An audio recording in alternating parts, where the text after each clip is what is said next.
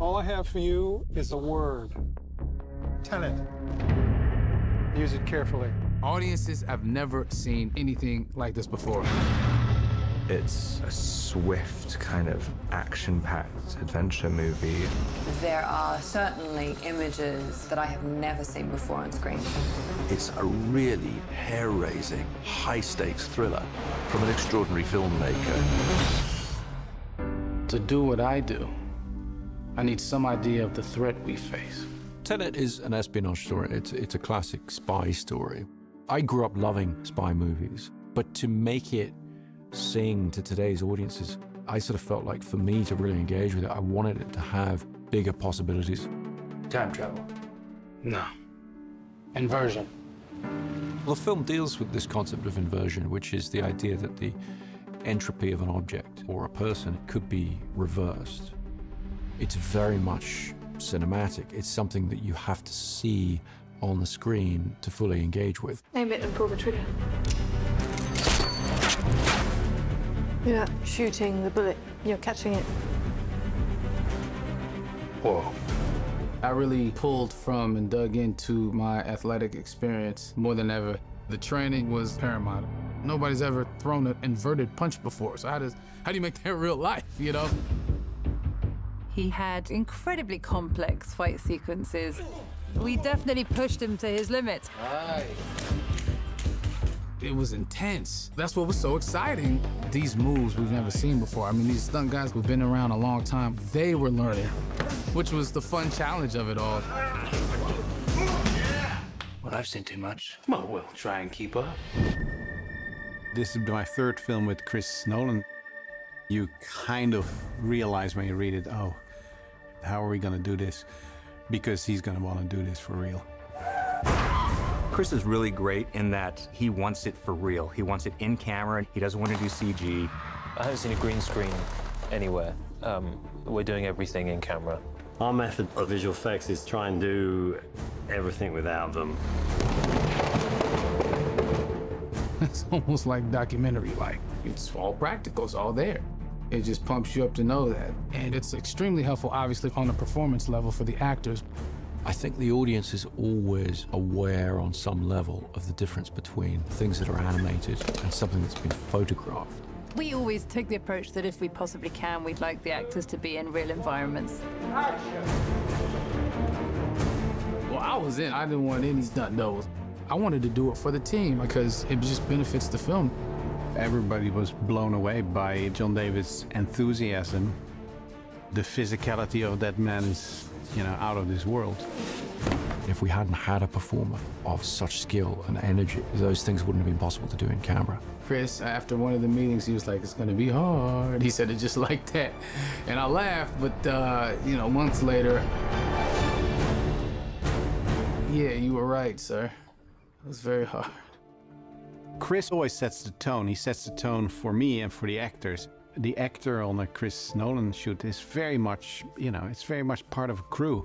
Do you feel the sense that this is someone who's telling the story this way because that's what he passionately believes in? This man, he just stands there. I don't know how he does it. He's right there. His involvement is more than 100%. He really loves it. He can just keep shooting. The rain's coming down. He's like loving it.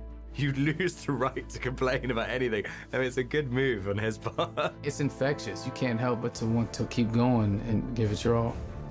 Every film, you're trying to challenge yourself because you're trying to give something new to the audience. You do that by building on what you've done in the past. Every production we have came a step further, and every production has more and more sequences in it that we chose to shoot on IMAX. At this point, they're sort of the workhorse for us, which is really funny because when we first started shooting with them, it was such a big deal. It's a very imposing camera. It feels very important when you're shooting something on IMAX. There's a nice pressure to it. It kind of makes you bring your A game pretty quickly because you know that this film is kind of precious.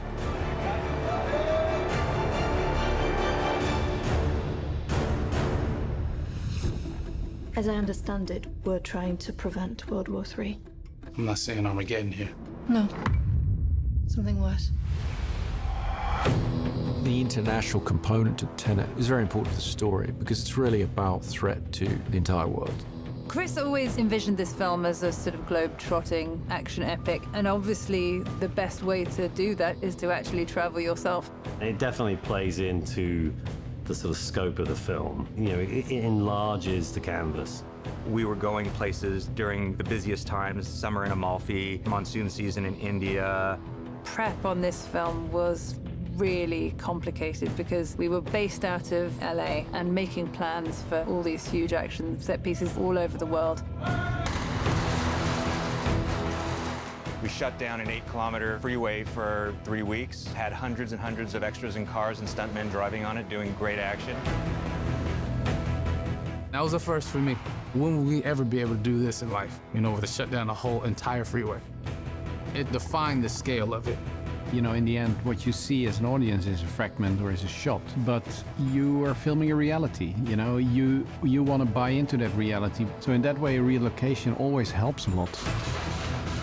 To be actually in the thing, to feel the thing physically move around you or feel the boat rock under you, it just obviously, organically feeds the truth of a performance. It goes for his sweet spot, which is how do you make great cinema? Not just tell stories in pictures, but how do you make the experience of cinema? Yes, you could recreate India in a soundstage or London in a soundstage, and you're not going to capture the essence or the authenticity. And I think being in those locations, the audience gets to experience that. They're going to see that it's not green screen, and they're going to be amazed by it. You want to crash a plane, but not from the air. That was so dramatic. Writing the plane crash, I knew I wanted to try and do it in some ways in camera. It read on the page as the most exciting sequence, and I definitely was scratching my head about how we were going to achieve it. One of the first things I asked Chris was, you know, how big do you want the plane? He laughed, and I said, I think I can get you a real plane. To see a plane like this actually kind of makes you realize what we're all flying in when we're flying. These things are huge. I don't think we tend to get the scale of it when we're just kind of walking in through the gangplank. There was an enormous amount of prep that went into that sequence because we were shooting at a working airport, and they're not traditionally, you know, in the business of crashing planes for real. I was like, how are they gonna pull this off? Like, there's no way they're gonna crash this thing into that building. A lot of these sequences, you kind of read it in the script, and you just think, yeah, would be cool in a movie.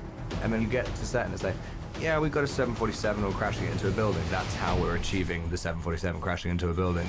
It feels very, very real, essentially because it is real.